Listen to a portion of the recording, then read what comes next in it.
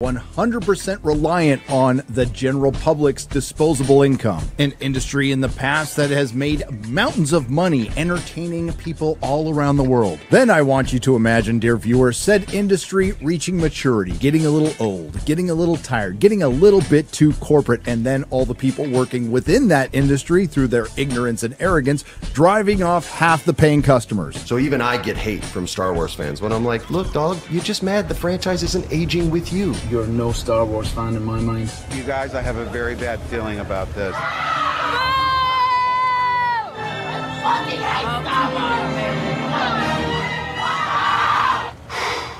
Boy, that escalated quickly. Ladies and gentlemen, all 754,000 of you out there and the 40% who haven't subscribed yet, I give you current year Hollywood, who is going through a major paradigm shift brought on from the last strike. So what do the workers do while their entire industry is in the midst of an apocalypse and during a time of, and no one can argue this, woke Hollywood fatigue? Of course they strike. Experts say the ripple effects of the strike will mean pain for so many businesses. Entertainment attorney and journalist Jonathan Handel. The economic impact of the strike 15 years ago was $200 million a day.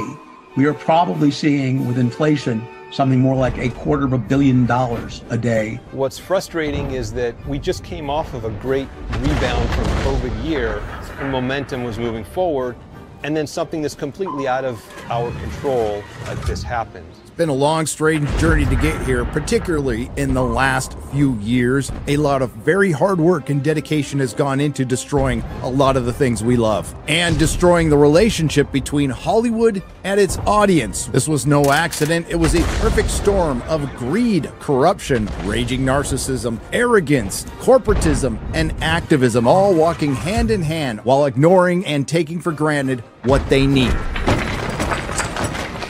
the paying customer.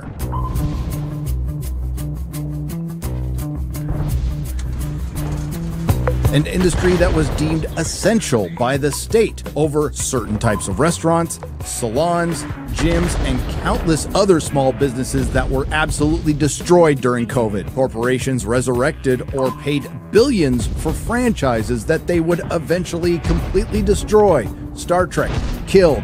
Star Wars is dead. The Marvel Cinematic Universe, which wasn't started by Disney, but they're sure going to end it. Promising shows like Westworld, Altered Carbon, The Umbrella Academy, The Witcher, and yes, even Game of Thrones were thrown down the intellectual meat grinder of modernity. Then, of course, there's the more recent not-so-promising shows like Santa Inc., She-Hulk, Velma, Witcher Blood Origin, The Wheel of Time, and The Rings of Power. Get off my planet. And that's just to name a few, and you know what they all have in common? You guessed it, they're all written by men and women from the Writers Guild of America.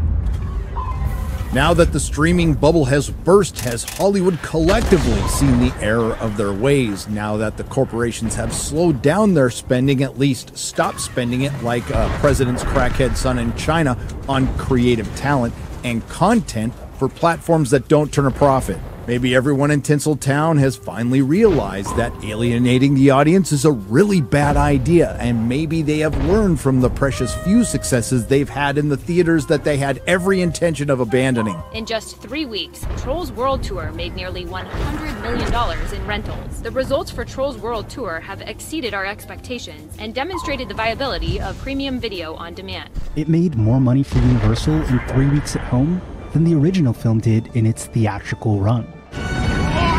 The major film studios had restructured to make streaming their primary focus. Warner Brothers released their entire 2021 slate in theaters and on HBO Max at the same time. Perhaps this would even be a time of self-reflection after the massive layoffs, billions lost on streaming, and millions of subscribers lost on the streaming services. Disney Plus losing more than 4 million subscribers in just the last few months. I'm surprised by this, but not really. Oh my God! Okay, it's happening.